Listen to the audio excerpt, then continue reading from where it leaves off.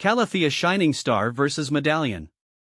Shining Star's delicate white markings feel like starlight against its deep green leaves, while Medallion's broader, more pronounced patterns give it a regal, almost ancient vibe. Calathea Medallion vs Marion.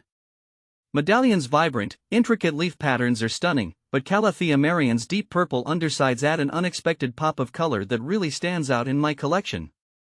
See more 59 species in genus Calathea at monsteraholic.com. Calathea Medallion vs Rosea picta. Medallion's symmetrical patterns are like nature's artistry, but Calathea rosea picta's almost painted appearance with its pink tones and darker green edges gives it a unique, almost surreal beauty. Calathea Medallion vs Dotty. Medallion's leaf design is mesmerizing, but Calathea Dotty's delicate pink stripes against its deep green leaves add a playful elegance that's hard to resist. How big does a Calathea Medallion get?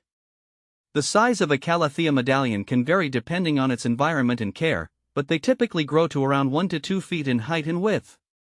Mine has reached about 18 inches tall with a similar spread, creating a lush and compact display of its striking foliage. How often to water Calathea Medallion? I've found that watering my Calathea Medallion regularly is crucial to keeping it healthy and vibrant. I aim to keep the soil consistently moist but not waterlogged, allowing the top inch or so of the soil to dry out slightly between waterings.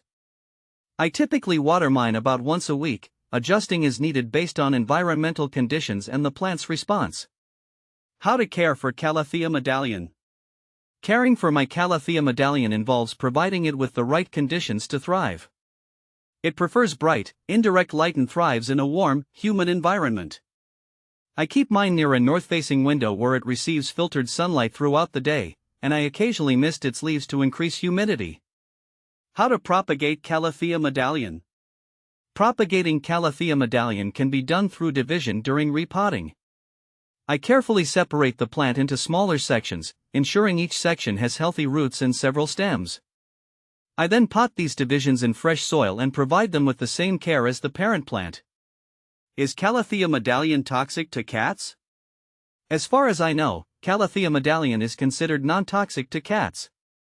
However, it's always a good idea to monitor your pets around houseplants and seek veterinary attention if you notice any signs of ingestion or adverse reactions.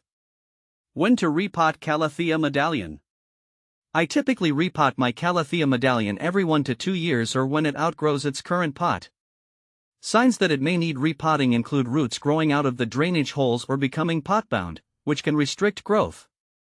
I choose a pot that is slightly larger than its current one and use a well-draining potting mix to ensure good drainage. Do Calathea Medallion flower? Calathea Medallion does produce small white or yellow flowers, although they are relatively inconspicuous compared to its striking foliage.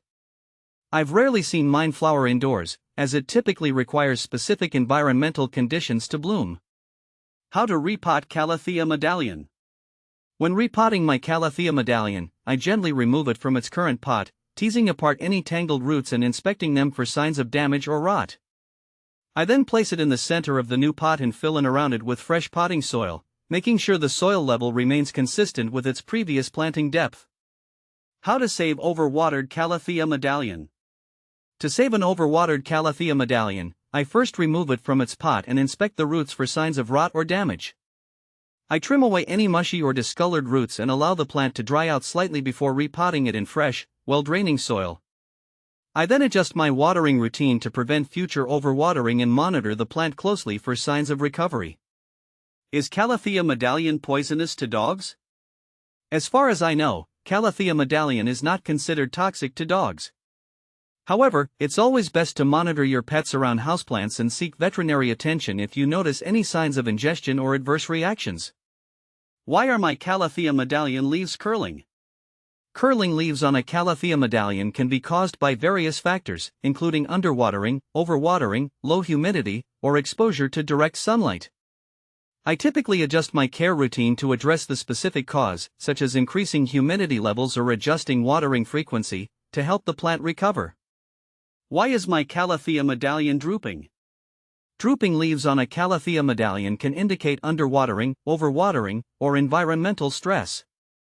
I usually check the soil moisture level and adjust my watering routine accordingly, making sure not to let the plant sit in waterlogged soil. Providing a humid environment and avoiding direct sunlight can also help prevent drooping leaves. Why is my Calathea medallion turning brown? Brown leaf edges or tips on a Calathea medallion are often a sign of low humidity, underwatering, or exposure to dry air or drafts. I usually increase humidity levels around the plant by misting its leaves or using a humidifier, and I make sure to water it consistently to prevent the soil from drying out completely.